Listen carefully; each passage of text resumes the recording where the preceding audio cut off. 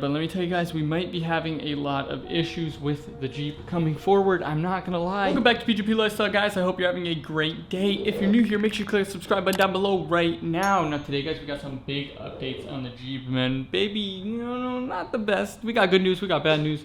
We got a lot of news, I guess. So this is just gonna be a nice news video. Most important point of business, of course, we did get the broom, so we can finally. Yes, sir. Yes, sir. Yeah, cleaning video coming soon. Is that something we need to do? Nope. Maybe we're gonna have the cleaning video on the Jeep coming soon. Not the Jeep, on the garage. Basically the same thing. But as you guys may remember in one of my previous videos here, I did go ahead and wrap these, and I showed you that it kind of got messed up. So I'm gonna be fixing that shortly. Haven't had time recently, been super busy, but that is going to be coming soon because we do need to fix that. Another thing is that's driving me nuts is this here. You guys can see that it's kind of bubbling up around, like almost releasing the film. Also up around here, which I've shown you, it's just, I don't know if it wasn't applied well. Don't know what the issue was, but yeah, I don't like that. I also don't like that it's wrapped over this. I want this completely gone because it don't look right. That means I need to go get my windshield rewrapped, which means I gotta go spend another 150 bucks or whatever. So make sure you are watching all the videos and of course watching all the ads because I gotta pay for this stuff somehow, man. Another huge flaw down here, guys. Right down here. This isn't really a flaw, actually. This is actually something I did. I didn't show it on video because yeah, I just didn't feel like recording the video again. But yeah, I removed the badges. I debadged the front and the sides here on the Jeep, which is something I did on my previous Jeep, and I love the look of, so I did it again. Black mirrors, everything, it's all the same. It's gonna be changing soon though, I promise. Big things are going to be coming. But yeah, you can see we get this nice chip here, and then yeah, we got over here. It's kind of a little bit dirty, but yeah, it looks good. I like it. We did leave the ones on the back. On my previous one, I removed them, but on here, we're gonna keep it because we gotta let people know it's the SRT, baby. I guess I could debadge it, but you won't really know the difference. I guess kind of looks the same. I don't know. Now let's go ahead and jump in here and open this baby up. Now, hopefully the little smoke alarm up there doesn't go off because it did go off earlier when I opened this just from the heat. But we got the garage half open, so hopefully there's not carbon monoxide fumes or whatever was bugging it out. We're gonna go ahead and open this guy. The one hand is not for it. Super hot in there. There's a lot of fumes coming out. I can tell that that's gonna go off again probably, so we're just gonna shut it for now. But yeah, we are gonna empty the catch can because I guarantee you there's gonna be a lot of stuff in there. But let me tell you guys, we might be having a lot of issues with the Jeep coming forward. I'm not gonna lie. I'm not excited about it, but you guys can see when I did the thing over here, I noticed that there's even more than I had originally thought as far as the bubbling goes. So this hood is getting really, really bad. So I am gonna be seeing about the warranty. I'm gonna be checking up on that. It's almost time for the first oil change in the Jeep SRT. But before we do that, I'm gonna ask about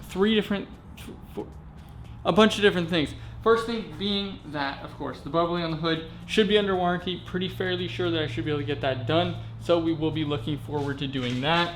Obviously, like I had mentioned before, ooh, we get a Pop-Tart in here. Let's go. Let me know down below what your favorite Pop-Tart is.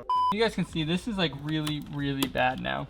As the heat's starting to come, this is like really starting to peel off. And it's just, yeah, it don't want to stay on. I'm really just waiting for the day that it just completely flies off, but I mean, yeah, you guys can. It's not so good. It's not so good. But yeah, hopefully I can get that warranted at the same time that I get the hood warranted. Hopefully they can just do it all at once, and hopefully they can hook me up with that because I did buy my previous Jeep from the dealer right over here.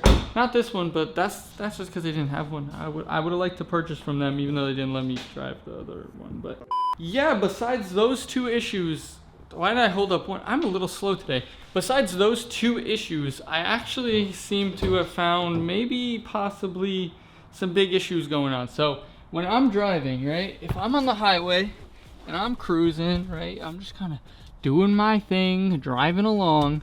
For whatever reason, like all of a sudden lately, it feels like the steering wheel kind of like shakes a little bit. My other Charger did that, and I thought it was an alignment issue. I thought it was the tires. I don't know what it could be on this one because, like I said, the tires are pretty good, decent tires. Like they're really not bad. They're good tread.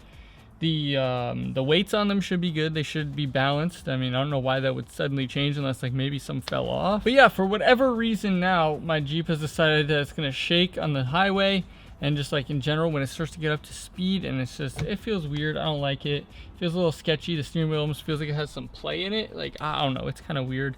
And then the other thing is you guys have ever driven one of these SRTs, then you guys know about the auto mode, the eco, the MDS, whole issue of how it feels and how awful it is, how clunky.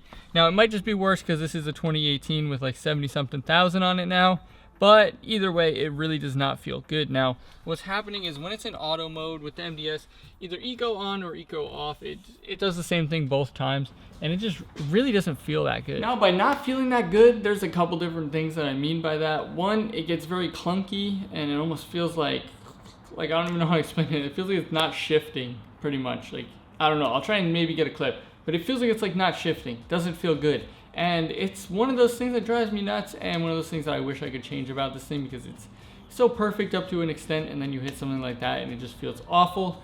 But yeah, so it feels kind of clunky, and then sometimes what will happen is it almost feels like it needs to shift, but it just holds there, and it's like, it makes like a kind of noise for a while, and it just never shifts. I don't know, it's weird. Maybe one of you guys will know down below a little bit better than me. But if you guys have an SRT, you've driven one, you know what I'm talking about. So I usually drive in sport all the time. Today I was on the highway, there's some traffic, whatever, put it into auto mode, was just driving around, you know, hoping for the best.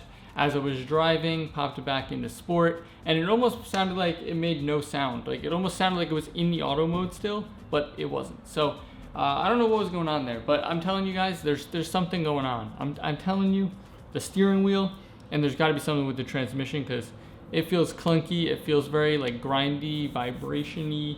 I don't know. It's one of those things. It doesn't feel good. So maybe you guys know. Maybe you guys have had experience with the SRT down below, and you guys can let me know, because you know, like I said, from my point of view, it feels like something's wrong, and I know if I bring it to a dealer, they're going to charge me $150, $200 to look at it and tell me nothing's wrong. Good news for me is that I actually do have that warranty that I purchased. I think it's like a $100 deductible, and it covers pretty much everything besides like wiper blades, like brakes, that kind of stuff. So hopefully it will cover everything that's wrong with it. So I'm hoping I can do kind of like a one-time visit and get that all checked out, and hopefully they can just go through the car and I'll be like, hey, I have the warranty. You guys charge it to the warranty, do whatever you need to do, fix everything that's wrong with this car, and let me pay you $100. Just 100 buckaroonies, and you guys can go ahead and fix everything and get that warranty money. Shout out garage doors. 10 toes down, I'ma ride with the gang. My whole life I've been doing my thing. Get that money, ain't no thing.